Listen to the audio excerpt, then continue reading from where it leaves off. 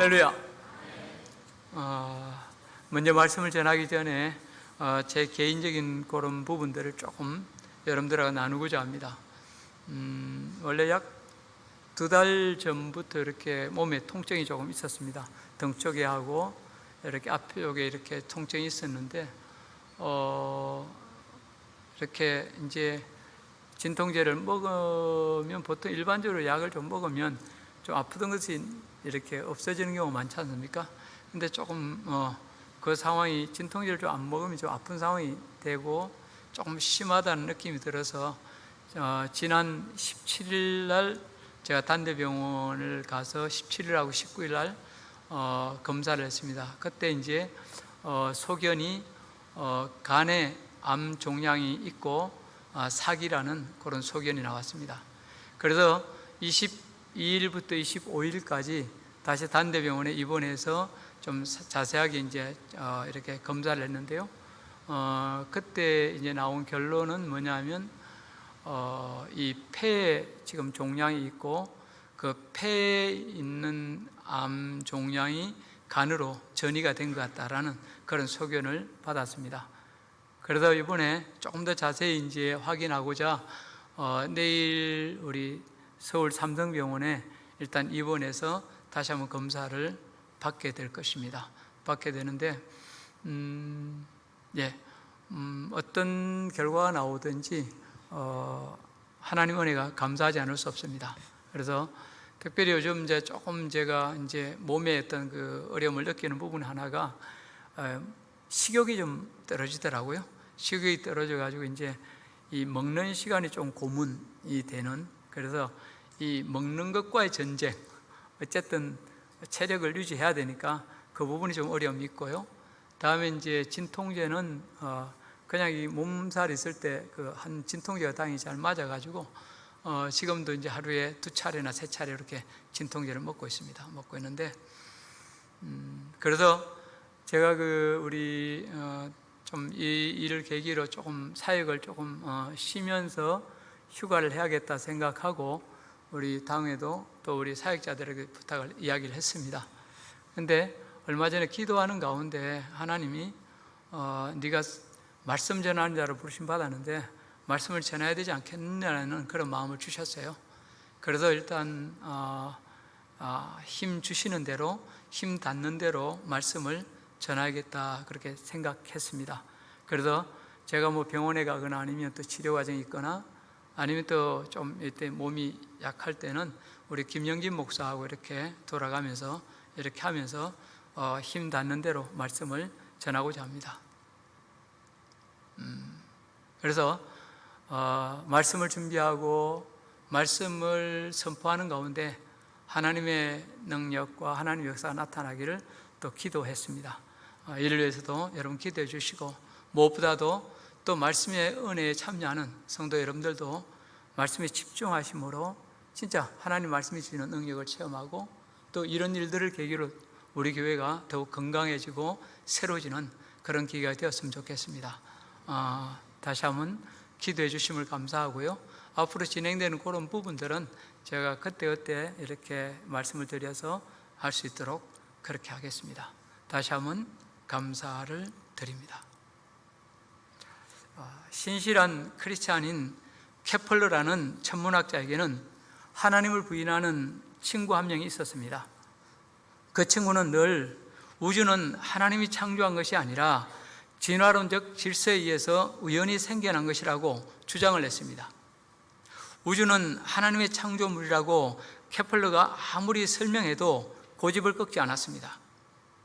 그래서 고민하던 끝에 이 케플러는 태양계의 모형을 만들기로 했습니다. 수성, 금성, 지구, 화성, 목성, 토성 등 태양계 모형을 심혈을 기울여 제작했습니다. 그리고 그 모형들이 태양을 중심으로 움직이며 자전과 공전할 수 있도록 동력에 연결까지 시켜놓았습니다. 얼마 후 케플러의 천문 관측소를 방문한 친구는 아름다운 태양계 모형을 보고 감탄하며 외쳤습니다. 야, 정말 놀랍고 대단해. 이 근사한 모형을 누가 만들었지? 그때 케플러가 대답했습니다. 아무도 만들지 않았어. 저 모형은 그냥 저절로 생겨난 거야. 그러자 친구는 어이가 없다는 듯이 케플러를 쳐다보며 이렇게 말했습니다. 그런 엉터리 같은 대답이 어디 있나? 어서 말해보게. 누가 만들었지? 그러자 케플러가 친구의 어깨에 손을 얹고 진지하게 말했습니다. 여보게, 자네는 내가 이 태양계 모형이 저절로 생겼다고 하니까 말도 안 되는 소리 하지 말라고 화를 냈네.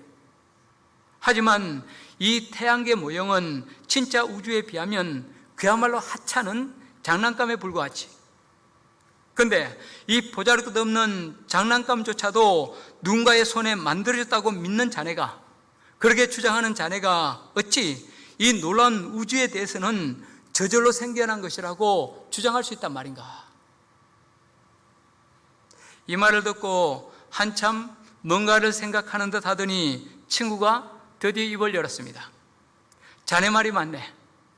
나는 하나님의 놀라운 창조 솜씨들을 보면서도 애써 그 사실을 외면해 왔네.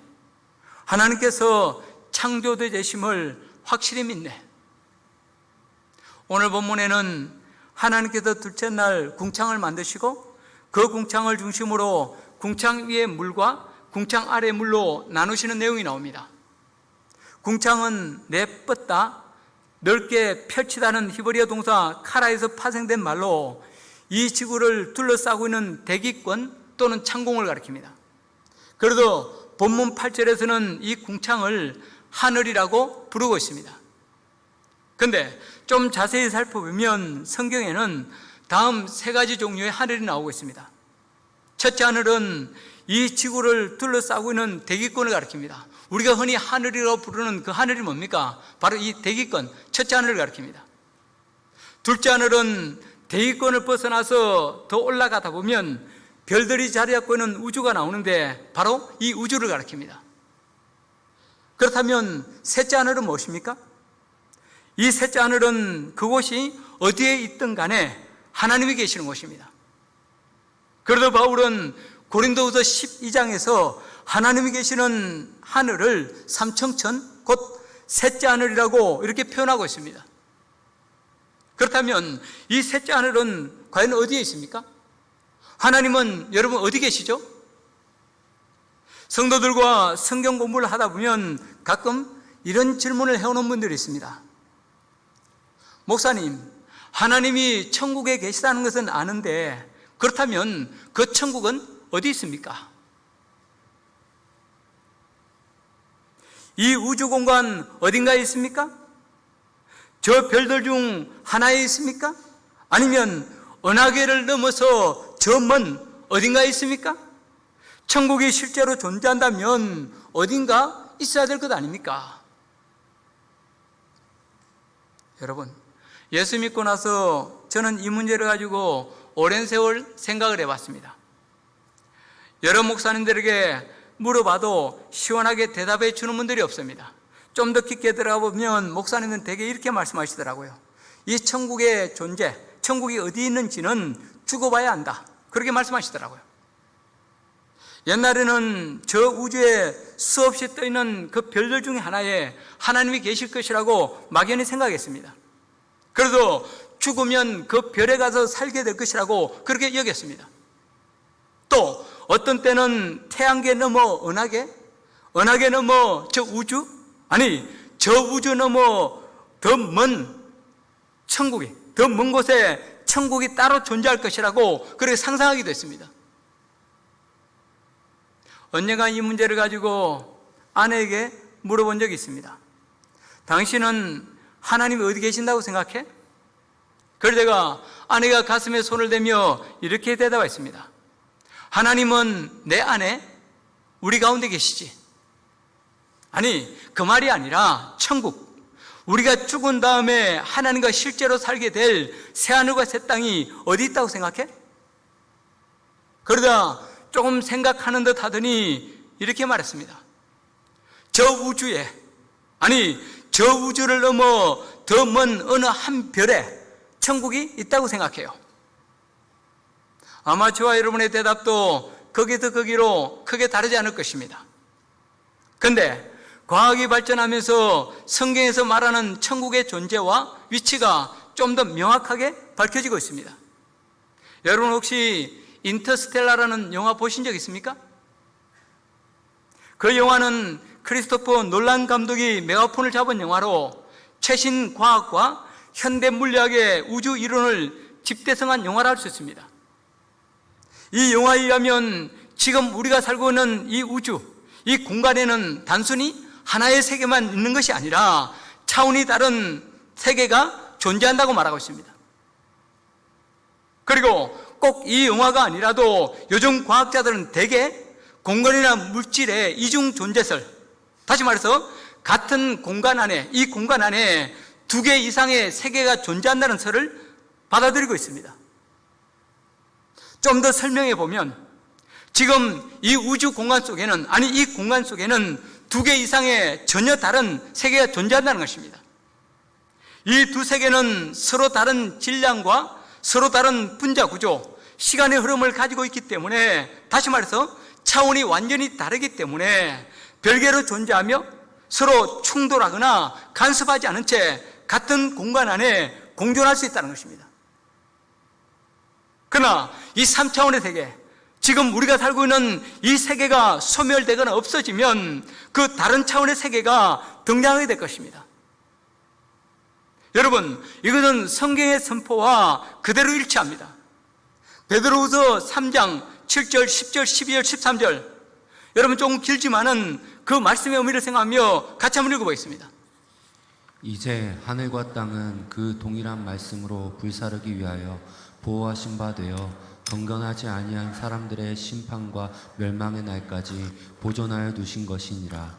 그러나 주의 날이 도둑같이 오리니 그날에는 하늘이 큰 소리로 떠나가고 물질이 뜨거운 불에 풀어지고 땅과 그 중에 있는 모든 일이 드러나리로다. 하나님의 날이 임하기를 바라보고 간절히 사모하라. 그날에 하늘이 불에 타서 풀어지고 물질이 뜨거운 불에 녹아지려니와 우리는 그의 약속대로 의가 있는 곳인 새하늘과 새 땅을 바라보도다. 제가 한번 요약해서 한번 읽어보겠습니다. 한번 잘 들어보시기 바랍니다. 이제 하늘과 땅은 그 동일한 말씀으로 불사르기 위하여 심판과 멸망의 날까지 보존하여 두신 것이라. 그러나 주의 날이 도둑같이 오리니 그날에는 하늘이 큰 소리로 떠나가고 물질이 뜨거운 불에 풀어지고, 풀어진다는 말은 뭡니까? 소멸한다는 뜻입니다. 타서 소멸한다는 뜻입니다. 땅과 그 중에는 모든 일이 드러나리로다. 그날에 하늘이 불에 타서 풀어지고 물질이 뜨거운 불에 녹아지려니와 우리는 새 하늘과 새 땅을 바라보도다. 그렇습니다, 여러분. 지금 이 우주 공간 안에는, 여러분 우리가 있는 이 공간 안에는 차원이 다른 두 개 이상의 세계가 공존하고 있습니다. 그리고 지금 우리가 살고 있는 이 3차원의 세계, 곧 물질계는 영원하지 않습니다. 생성과 확장, 성장, 소멸을 반복합니다. 특별히 예수님께서 인류의 심판주로 다시 오실 때 이 물질계는 불로 완전히 소멸하여 없어질 것입니다. 그리고 바로 그때 전혀 다른 4차원의 세계, 하나님께서 저와 여러분을 위해 예비해 두신 새하늘과 새 땅이 열리게 될 것입니다. 이것이 여러분 바로 천국입니다. 천국이 지금 이 세계와 멀리 떨어져 있지 않고 공존하는 다른 차원의 세계라는 점에 대해서 예수님도 성경 여러 곳에서 암시적으로 말씀해 주고 있습니다.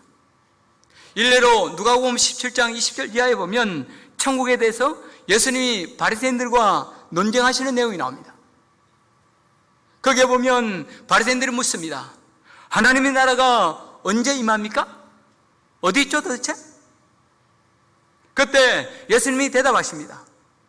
하나님의 나라는 볼 수 있게 임하는 것이 아니요 또 여기 있다 저기 있다고도 못하리니 하나님 나라는 너희 안에 있느니라.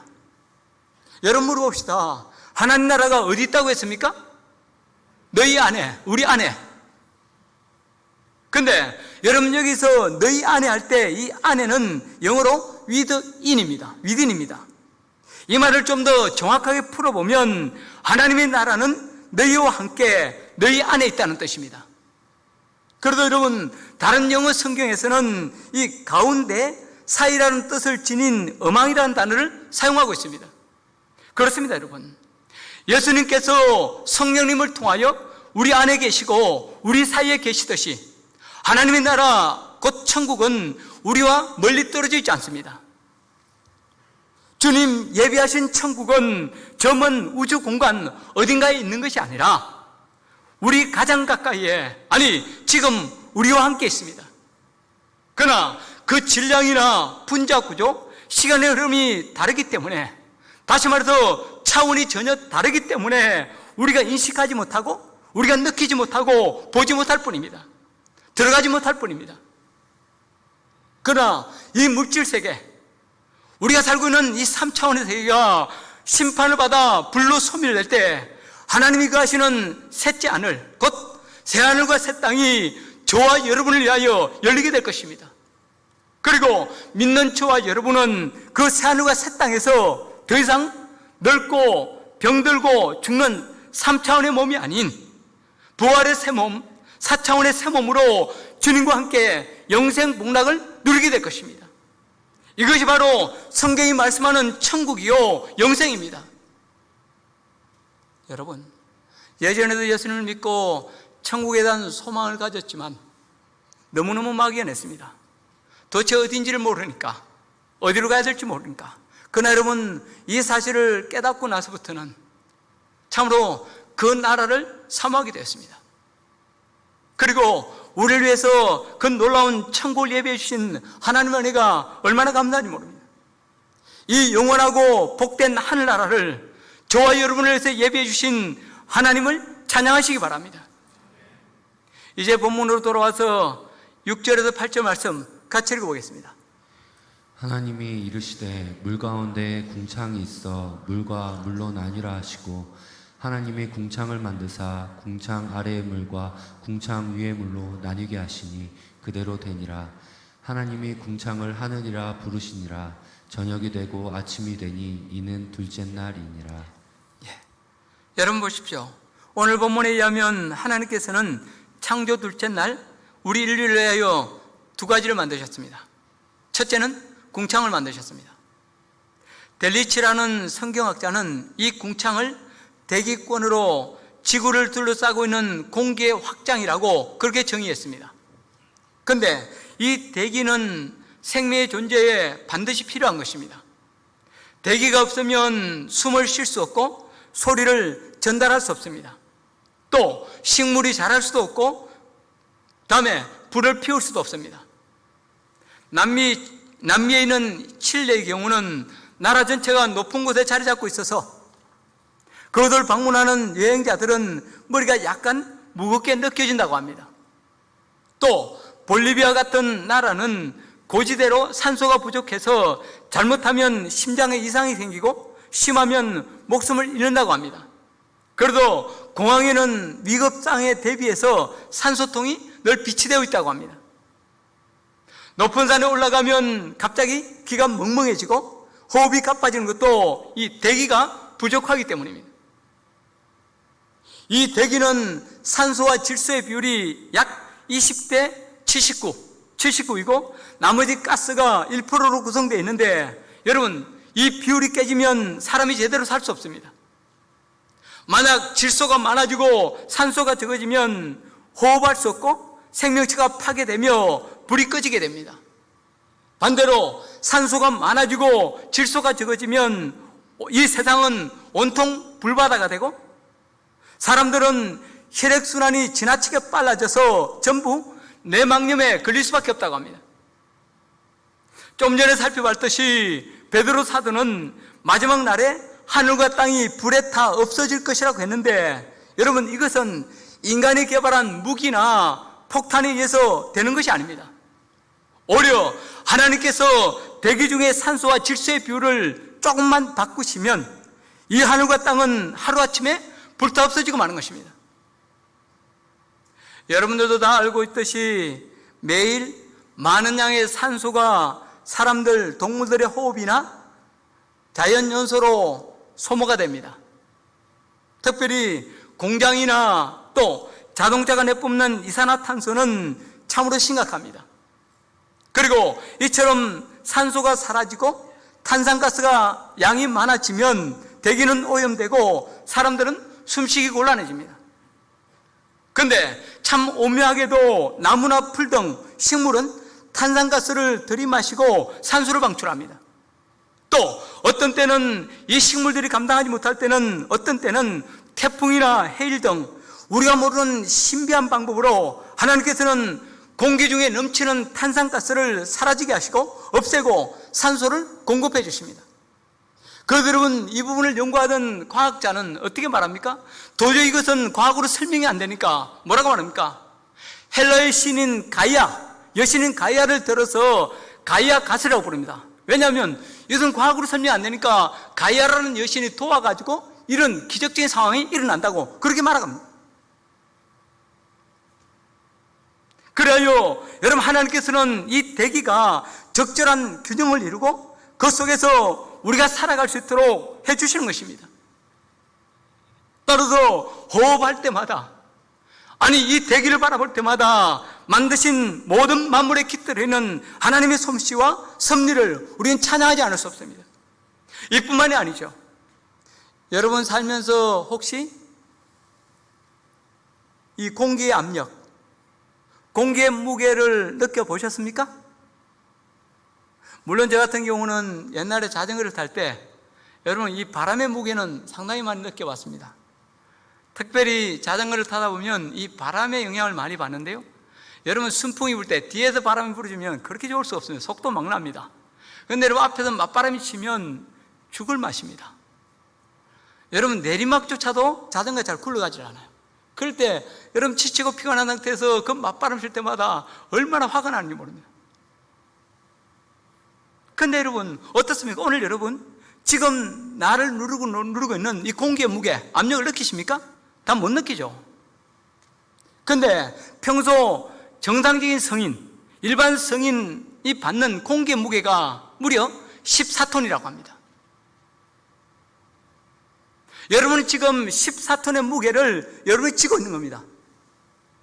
여러분 이 14톤이라면 굉장히 큰 트럭이 연상되지 않습니까? 근데 그 무거운 트럭이 나를 내리누른다고 하면 생각해 보십시오. 우리는 말린 오징어 포처럼 납작하게 되고 말 것입니다. 그러나 그 14톤의 압력을 받으면서도 그 무게를 받으면서도 전혀 느끼지 못하고 이처럼 온전한 것은, 아니 자연인은 그 연약한 꽃들조차도 그렇게 온전함을 유지하는 것은 그 압력이 수직으로만 작용하는 것이 아니라 상하 측면에서 또 내부에서 골고루 작용하기 때문에 하는 것입니다. 그래서 느끼지 못하게 하시는 것입니다. 그렇습니다. 여러분 조금만 정직하게 돌아오면 하나님의 깊은 솜씨가 깃들어 있는 이 공기의 고마움, 궁창의 은혜를 어찌 말로 다 표현할 수 있겠습니까? 우리 인간의 그 많은 불순종과 죄, 오염과 공해에도 불구하고 하나님은 창조 때부터 지금까지 이 공기층의 비율을 일정하게 유지하사 우리가 그 속에서 숨쉬고 노래하고 살아갈 수 있게 해주셨습니다. 그리고 이 은혜는 앞으로도 계속, 아니 주님 다시 오실 때까지 계속 될 것입니다. 사랑하는 성도 여러분, 왠지 인생살이가 힘들게 느껴지십니까? 괜히 지치고 힘드십니까? 또 내일이 불안하십니까? 그럴 때마다 눈을 들어 저 하늘, 하나님이 만드신 궁창을 바라보시기 바랍니다. 가슴을 딱 펴고 크게 심호흡 한번 해보시기 바랍니다. 비록 빈털터리를 할지라도, 고통 중에 있다 할지라도 하나님이 지으신 아름다운 궁창, 이 대기로 인하여 하나님께 감사하시기 바랍니다. 그러면 새로운 기쁨을 주시고 살 길을 열어주실 것입니다. 여러분 한번 생각해 보십시오. 우리의 그 많은 죄와 거역에도 불구하고, 아니 그 많은 환경 파괴와 공해 배출에도 불구하고 공기의 균형을 한 번도 깨지 않고 그대로 유지시켜 살 길을 열어주신 하나님께서 저와 여러분의 고난을 그대로 방치해 두시겠습니까? 우리의 삶의 문제와 불균형의 문제들을 그대로 방치해 두시겠습니까? 어떤 방법을 써서라도 정 안 되면 태풍을 일으켜서라도 내 삶을 정화시켜 주시고 균형과 원래의 풍성함을 회복시켜 주실 것입니다. 마침내 탄식이 변하여 감사가 되고 눈물이 변하여 기쁨이 되게 해주실 것입니다. 이 사실을 믿으시기 바랍니다. 오늘 예배하는 저와 여러분 모두 하나님의 연애를 다 누릴 수 있기를 주의 이름으로 축복합니다. 두 번째로, 하늘을 만드시고 하늘 위의 물과 하늘 아래의 물 나누셨습니다. 본문 7절 말씀 다시 한번 읽어보겠습니다. 하나님이 궁창을 만드사 궁창 아래의 물과 궁창 위의 물로 나뉘게 하시니 그대로 되니라. 여러분, 지금 우리가 사는 이 지구의 하늘은 두 개의 층밖에 없습니다. 무슨 층입니까? 오존층과 대기층, 그리고 이 지구 표면에 있습니다. 그렇죠? 그런데 이 오존층마저 너무 많은 공해 물질의 배출로 점점 사라지고 있다고 과학자들이 하나같이 경고하고 있습니다. 그런데 하나님께서 처음 하늘을 만드실 때는 여러분, 이 오존층하고 대기층만 있었던 것이 아닙니다. 오히려 이 오존층과 대기층 사이에 물층이라고, 이 물층이 하나 더 있었습니다. 그래서 여러분, 여기 보니까 궁창 위의 물로 나누셨다 할 때 이 궁창 위의 물이 바로 뭡니까? 대기권 위에 있는 오존층과 대기권 사이에 있는 물층입니다. 그렇다면 여러분, 이 물층이 하는 역할은 무엇입니까? 다음 두 가지였습니다.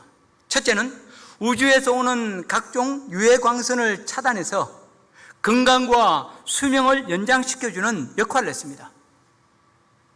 이 지구가 물층의 보호를 받고 있을 때는 사람의 생명력, 곧 육체의 능력과 힘이 쇠퇴하지 않아 거의 천년을 살 수 있었습니다.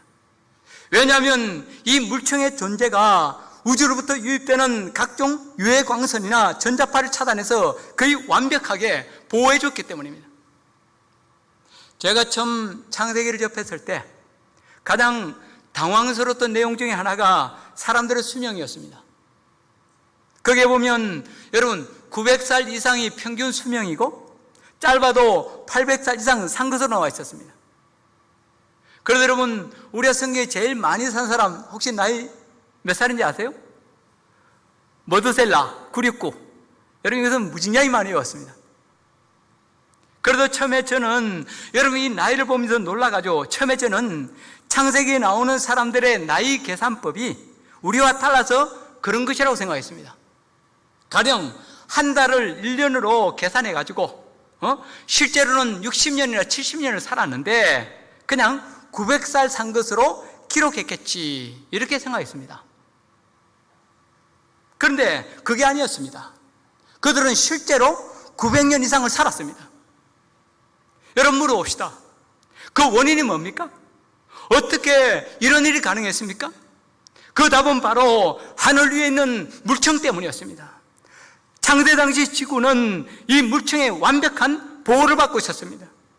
그래도 식물들은 시들지 않고 크게 자랄 수 있었고 사람들은 노화되지 않고 900살 이상을 살 수 있었습니다. 두 번째로 이 물층은 온실 역할을 함으로써 이 지구가 최적의 기온과 최적의 삶의 환경이 되도록 해주었습니다. 거듭 말씀드리지만은 여러분, 물층 중에 이 궁창 위에 있는 물층은 우주로부터는 유해광선이나 전자파를 차단해서 생명을 연장시켜주는 역할을 했습니다. 뿐만 아니라 이 물층은 태양으로부터 오는 빛과 열을 받아서 지구 전체를 따뜻하게 데워주는 온실 역할을 했습니다. 그래도 당시 지구는 햇볕을 받는 쪽뿐만 아니라 그 반대쪽도 똑같이 따뜻했습니다. 지구 전 지역이 큰 기온의 차이 없이 식물이나 동물 살기에 가장 적합한 환경이었습니다. 그러니 당시에는 남극이나 북극 같은 그런 추운 극지방이라는 것이 없었습니다. 지금은 수십 미터 얼음으로 덮여 있지만 당시에는 아주 살기 좋은 온대 또는 아열대 지역이었습니다. 실제로 여러분 남극이나 북극 대륙 지하를 뚫고 내려가면 그 속에 따뜻한 지방에서만 사는 난세성 식물의 흔적과 대규모 석탄이나 석유가 매장되어 있다고 합니다. 뿐만 아니라 저 시베리아 추운 지방이나 알래스카 빙하 속에도 따뜻한 지역에만 살 수 있는 거대 동물의 화석이나 열대 식물의 흔적들이 무수히 발견되고 있습니다. 또 이 물청의 보호를 받고 있는 동안 지구는 큰 태풍이나 해일이나 폭우 같은 그런 기상이변이 없었습니다. 왜냐하면 전 지역이 골고루 따뜻한 당시의 기상 조건을 볼 때 태풍이나 폭풍의 원인이 되는 공기의 급격한 데워짐이나 냉각, 그리고 그 데워짐으로 인해 생기는 급격한 기류의 흐름인 태풍, 이 태풍이 있을 수 없기 때문입니다. 그러나 이런 하늘의 물청의 존재, 하늘 위 물청의 존재는 여러분 노아 홍수 심판으로 끝장나고 말았습니다. 가끔 홍수 심판의 이야기를 하다 보면 사람들이 이런 의문을 제기할 때가 있습니다. 도대체 그 많은 물이 어디에 저장되어 있어서 이 지구를 다 덮을 수 있단 말인가? 덮고도 넘칠 수 있단 말인가? 그것은 불가능해요. 그러나 창세기에 나오는 노아 홍수 내용을 잘 살펴보면 여러분 그 해답이 금방 나옵니다. 창세기 7장 11절 12절 말씀입니다. 같이 읽어보겠습니다. 노아가 600세 되던 해 둘째 달 곧 그 달 열이 된 날이라. 그날에 큰 기품의 샘들이 터지며 하늘의 창문들이 열려 40주야를 비가 땅에 쏟아졌더라. 자 보십시오. 그날에 큰 기품의 샘들이 터지며 하늘의 창문들이 열려, 하늘의 창이 열려 40주야를 비가 땅에 쏟아졌더라. 그냥 흘려내렸더라. 구체적으로 경상도만 오고 전라도는 안 오더라. 천안은 오는데 아산은 안 오더라. 그것이 아니었습니다. 그렇죠? 하늘의 창들이 열려 온 세계에 40주야를 비가 땅에 쏟아져 내렸더라. 보십시오 여러분, 하나님께서는 노아 홍수 때 땅속에 있는 기품의 샘들을 터져나오게 하셨습니다. 뿐만 아니라 지구를 보호하기 위해서 두신 하늘 위의 물청을 활짝 여셨습니다. 그래요 그 물청에 있던 물들이 40일 동안 땅 위에 다 쏟아져 내렸습니다. 그래요 마침내 방주에 들어간 노아와 그 가족을 제외한 거는 다 죽고 말았습니다. 홍수라는 심판은 여러분 이것만이 아니죠. 이 홍수로 인해 대기청 위에 있던 물청이 사라졌고 이로 인해서 인간 수명에도 급격한 변화가 왔습니다. 아까 말씀드렸지만은 900상 이상 살던 인간의 수명이 갑자기 120세로 줄어버렸습니다. 그들은 창세기 6장 3절에서 하나님이 친히 뭐라고 하셨습니까? 같이 읽어보겠습니다. 여호와께서 이르시되 나의 영이 영원히 사람과 함께하지 아니하리니 이는 그들이 육신이 됨이라. 그러나 그들의 날은 120년이 되리라 하시니라. 여러분 인간의 타락으로 말미암아 하나님께서 인간에 내리신 형벌은 본문에 의하면 두 가지입니다. 첫 번째는 뭡니까? 하나님의 성령, 사람들과 함께하던 하나님의 성령이 사람을 떠난 것입니다. 두 번째는 뭡니까? 인간의 수명이 120살이 된 것입니다. 그런데 여러분 이 인간의 수명이 120살이라는 이 말씀에 대해서도 하나님을 거부하는 불신자들이 시비를 걸었습니다. 아니 인간 수명이 70, 길어야 80인데 120까지 산다고? 이런 엉터리가 어디 있담? 봐라, 이것 하나만 봐도 성경이 거짓말임이 명백하지 않느냐? 그렇게 주장했습니다. 그리고 그 말이 많은 사람들에게 먹혀 들어갔습니다. 그러나 과학이 더 발전하고 인간 유전자 구조가 밝혀진 최근에는 어떻습니까?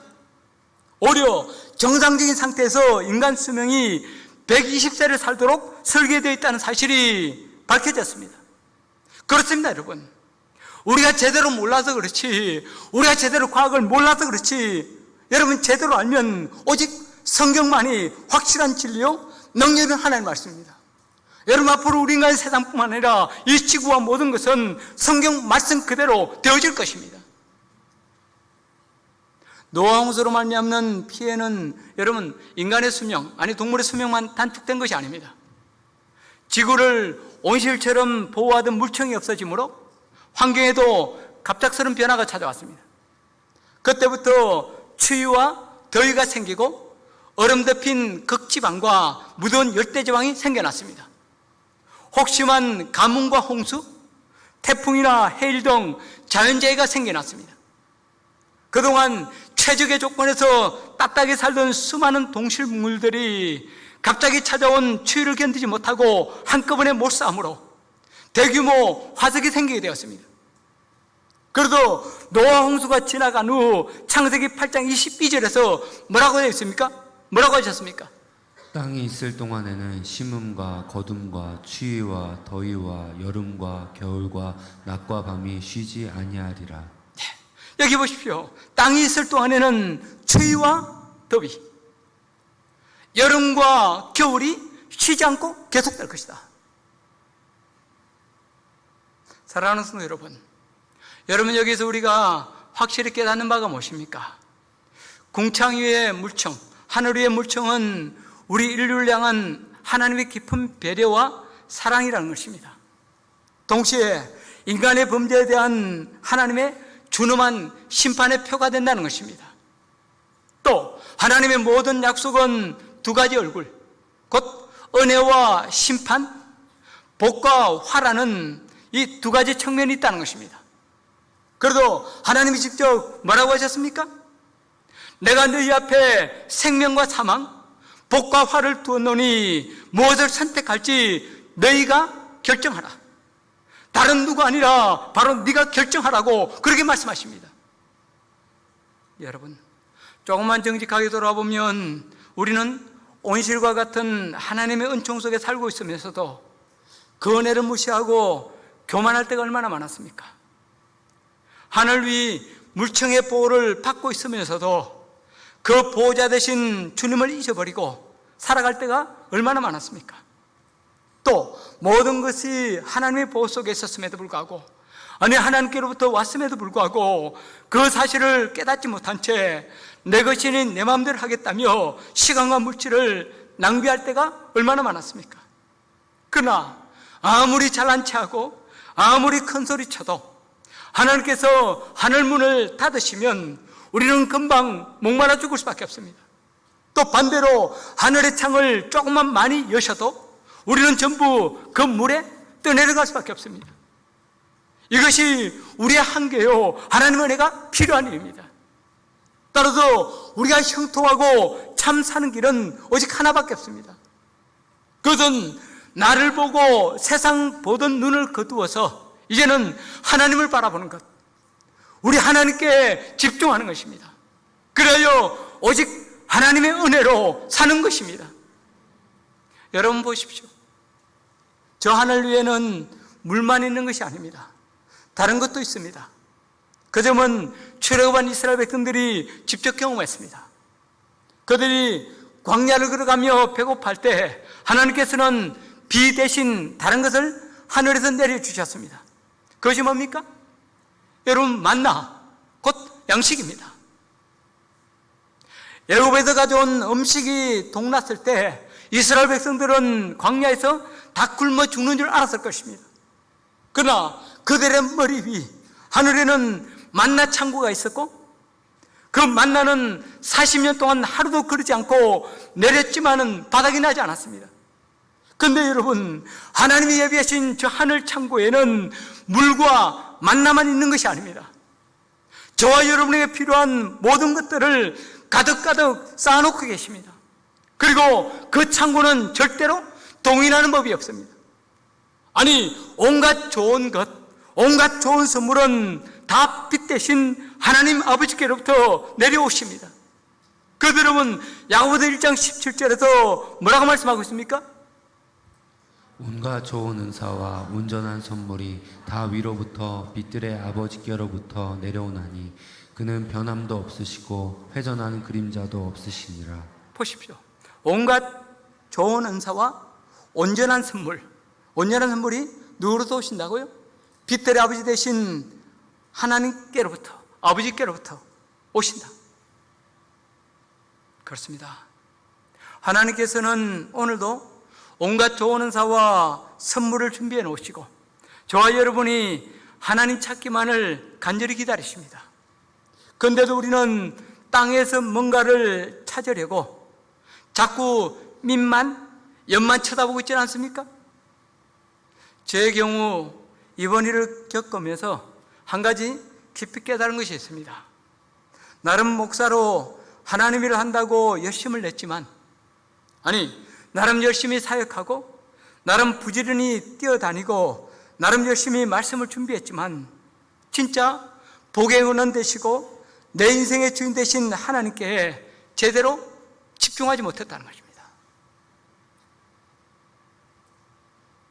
하나님 일을 한다고 하면서 오히려 하나님을 제대로 바라보지 못했다는 것입니다. 그래도 이 일을 겪으면서 한 가지 결심했습니다. 그것은 하나님께, 오직 하나님께 집중하자는 것입니다. 그리하여 하나님이 어떤 길을 보이시든지 어떤 길로 이끄시든지 또 어떤 말씀을 하시든지 그 길을 따라가겠다는 것입니다. 그러면 하늘을 열어서 준비된 생명수를 먹여주시고 빛 대신 주님의 영광을 보게 해주실 것입니다. 설령 그 주님께 집중하고 따라간 결과가 이 병으로 부르심을 받는 것이라 할지라도 그 길이 최고 최선이 되게 해주실 것입니다. 사랑하는 성도 여러분, 나름 믿노라 하지만은 저 이스라엘 백성들처럼 광야길을 걷다 보면 우리도 삶의 방향과 지향점을 잃어버리고 방황할 수 있습니다. 때로는 한계에 부딪혀 좌절하고 절망할 수 있습니다. 여러분, 왠지 목마르십니까? 왠지 곤고하고 힘드십니까? 아님 믿노라 하면서도 아직까지 결단하지 못하고 말씀과 세상 사이에서 방황하고 있지는 않습니까? 그렇다면 세상 보고 사람 바라보던, 나를 바라보던 그 눈을 거두어 이제는 하나님을, 오직 하나님을 바라보십시오. 하나님, 오직 하나님께 집중하고 그 인도하심을 따라가십시오. 그러면 저와 여러분을 위해 온갖 좋은 것을 예비하신 하나님, 그 하나님께서 순간순간 필요를 채워주시고 갈증난 목에 구원의 생수를, 고픈 배를 위하여 하늘의 만나를 먹여주실 것입니다. 죄와 욕심으로 더러워진 수치스러운 옷들을 벗겨주시고 대신 어린 양의 영광스러운 가죽옷으로 입혀주실 것입니다. 중요한 것은 이제라도 애굽을 떠나야 한다는 것입니다. 하나님과 함께 과감히 믿음의 광야길로 나서야 한다는 것입니다. 더 이상 이 세상이나 나 자신이 아니라 내 생의 주인 되시며 나의 공급자 되신 하나님을 바라보고 하나님께 집중해야 한다는 것입니다. 그래야 하늘을 여시고 온갖 좋은 선물로 채워주시는 하나님의 손길을 직접 체험할 수 있습니다. 오늘 예배하는 저와 여러분 모두 이 믿음을 결단하고 하나님께 집중하는 삶 살아감으로 우리의 눈을 들어 주님 바라보고 주님 집중하고 주님 인도하심 따라감으로 닫혔던 은혜의 문이 열리고 하늘의 온갖 좋은 것으로 충만한 인생 다 될 수 있기를 주의 이름으로 축복합니다. 찬양하고 기도하겠습니다.